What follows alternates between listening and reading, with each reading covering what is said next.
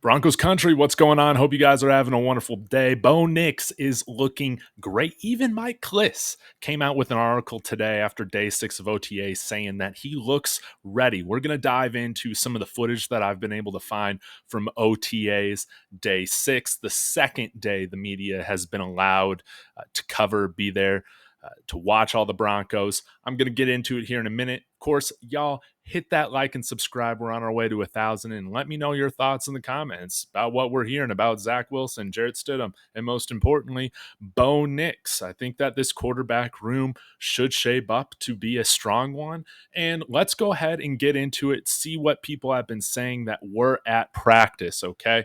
So credit to, we can scroll back up. Oh, go check out my friends Let's Talk Broncos, by the way. Put out a fantastic show. And this was Bo Nix's artist rendition of the Broncos logo, which was funny. But anyways, Sean Payton, I'll link the press conference in the description with Broncos Syndicate, said that Bo Nix is doing really well and throwing extremely well. Sean Payton, right out of the horse's mouth, said that. So that's wonderful. Now we can get on to some of the highlights here. You see Devon Vele running this out route, which, I mean, Bo Nix looks to throw that with fine arm strength, if you ask me.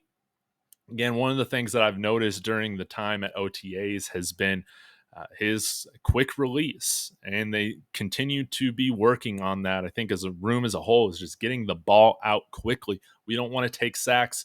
We don't want to hold the ball, which leads to pressure, all of that. Get the ball out of the hands as quick as possible and make strong throws. I think that listening to Cecil and Mace earlier today, they were talking about how the arm strength concern, it needs to be put to bed.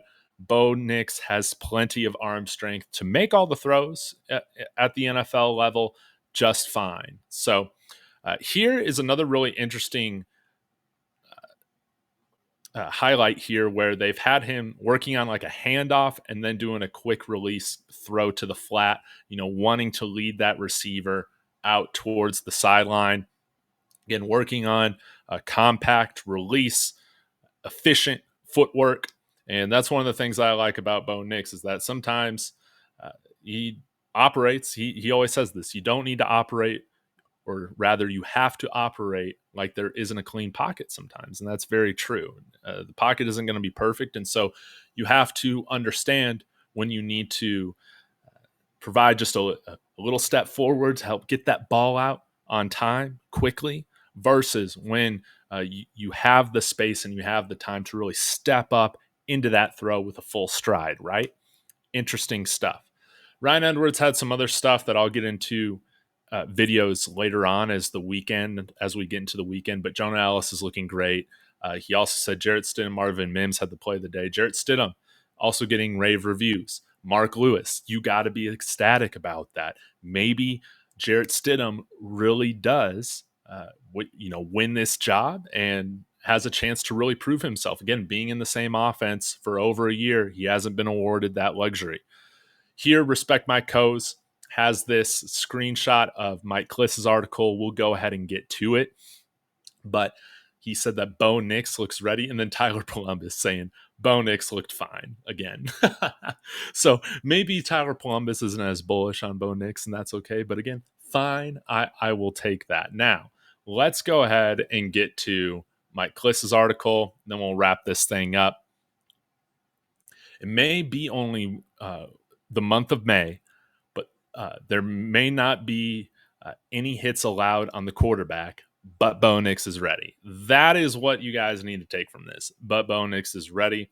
He ran with the ones. Again, Jarrett Stidham and Zach Wilson likely had Tuesday and Wednesday to run with the ones. Oh, yes, they're saying that right here. Zach Wilson worked with the starters yesterday, Wednesday, and Stidham had him on Tuesday. Pretty interesting that Sean Payton has this thing lined up. He said not to read into it, but I do find it interesting that the media days, they do have Bo Nix always working with the starters. It's kind of interesting.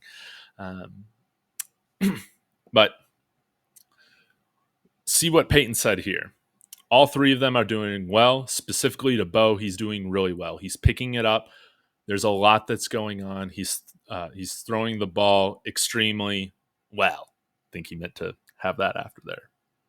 like we said. So I think that overall things are looking good for Bo Nix. Again, at this point in OTAs, you just don't want to hear anything uh, really dumb.